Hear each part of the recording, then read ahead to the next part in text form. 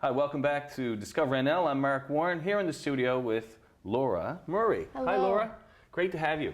Thanks for having me. It's hard to know what to ask you because you're an artist performer. You teach music as well. You are a health and wellness professional, and I guess we could call you a world traveler. So let's see if we can fit all that in today. First, about your music and maybe your inspiration for music. I know you just finished a CD. Can you talk a little bit about that? Yeah, of course. I recorded a CD in 2012 as part of my master's program at Memorial University. And I like to play on words, so I called it So Low, So High. Nice. Because, you know, solo pianist. Yeah. A lot of time by yourself, but you don't want it to think of being unfortunate. Right, right. I guess that's where the world travels came in. Yeah. But yeah, I play with the Iceberg Alley Blues Band. I play as a solo pianist. And for me, it's not to be cheesy, but it's what feelings sound like, because there's some things you want to communicate. I did the RPM challenge last year, and that was my first go at writing music. Right, right. A few silly ones. I don't consider myself much of a singer. I don't have the voice of an angel. Everyone can sing. But that was definitely a turning point for me, because it's a project where you're just expected to write 10 songs in the shortest month, That's the coldest, dreariest month. Yeah. What else would you do in February? Yeah. But so have you played piano all the way through when you were young? And There's a picture of me with a mushroom cut at the piano. mushroom cut. I wish I had a mushroom cut now these days. It was pretty cute, and even smaller, I guess. My dad is very musical. He plays piano by ear. He plays accordion, harmonica, guitar. My grandmother on my father's side, my Nan Murray. There's a picture of her on my dad's piano set at the organ. She passed away probably about, how time flies, 8 or 10 years ago. But yeah, so I guess that comes from there. My mom sang to me as a child.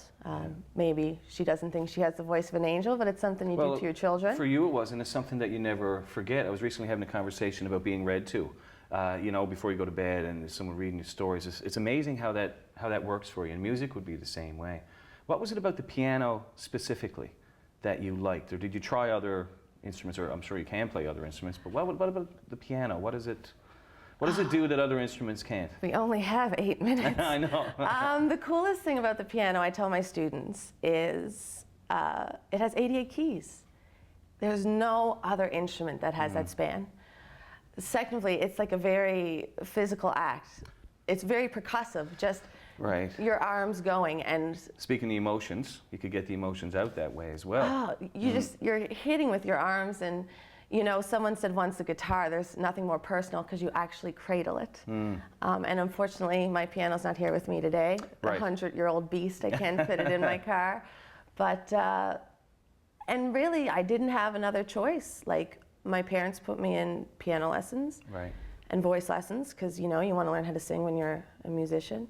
But there was no opportunity for me to, you know, there's no jazz band where I could get a saxophone where I grew up, and there was no flute teachers or oboe players. There were no iPads with piano keys on it and GarageBand and all these things. Well, I was really fortunate, and I had a piano at home always since I was born, so maybe practicality. Well, good, and that's lucky for us. You're also, and you speak about the emotions, and sometimes music can convey those emotions that words can't.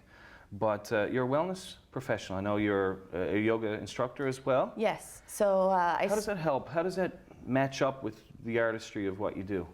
It's really interesting, because people often say, like, oh, fitness and music, like, that's such a weird pairing. And then other people are like, that makes total sense. And it does. I've got so many different certifications. I just completed my level 2 advanced yoga teacher training in Thailand this past summer, which was amazing. But it's playing an instrument is a very physical act. You can injure yourself if you know, and the sound. When you're like this crunched at a piano, how are you really at ease? That's right. It's not really a natural act to be kind of hunched over at something in a way, but I guess we just become so forgetful, and we do this, and we're trained. And a really good book I read, Effortless Mastery. And this super amazing jazz pianist, like, he was playing Carnegie Hall, like, younger than me. And he said, like, he just became so dull, like, eating TV dinners and watching TV, and, you know, he had the same kind of, like, went to India, found the purpose of life. Like, it's not regurgitating the notes on the page perfectly. It's doing what makes you happy. And if someone got a problem with that, then they probably shouldn't be around. That's right. But you mentioned about happiness and you mentioned about travel. You mentioned Thailand. Let's talk a little bit about travel, because I guess there are two types of people. There's people that want to travel and people that don't. And they're just, you're different. But what do you get out of travel that you do it so much? That you have to travel? I guess you would fall in that category of, after a little while, okay, I haven't been on a trip, I need to go somewhere. What is that? Is that the new things? Is it the experiences? Is it how it makes you feel and inspires you? I say all of the above. I'm hoping to go to Uganda in this April, to go to a place called Shanti Birth House, which is a safe place for women to give birth and receive general wellness education about their bodies and HIV prevention, AIDS. So it's the new experience, like pushing myself outside the comfort zone. Right. And just meeting lots of people, and you meet people you really connect with. You meet people that you're not sad you won't ever see again. Does it make you feel, you speak of the world, does it make, after all the traveling you've done, does the world seem bigger or smaller? Hard questions. It's huge, it's enormous. Yeah. There's places that you can't even imagine. And I'd like to think I'm well traveled, but there's so many other places. Right. I can't imagine that exist out there. So going to those places and having your eyes opened, and for me, I adore Newfoundland. It's home. It's awesome. It's such a special place. Some people feel now that, and sorry, I don't mean to cut you off, but some people feel like going away is saying that you don't want to be here, but that's not true. No. You want to be here, but you're adding to the other parts of you. It doesn't have to be that you're leaving somewhere for somewhere else. You're just experiencing different things. Do you keep hold of your relationships with people when you travel? Is that something with the new technologies you're able to, maybe a little bit better? Is that something it's important to you to keep those connections? It very much is so. I went back to Vietnam this past summer when I was in Southeast Asia. I went over there in 2011 for a volunteer program with WUSC, World University Services Canada. And I met these fantastic group of Vietnamese girls I spent 6 weeks with volunteering at their college. And this past summer I went back and I knew one of them, I knew right away she was gonna cry. And then we had a little, but I told the girls, I said, I'll be back, you'll see me again.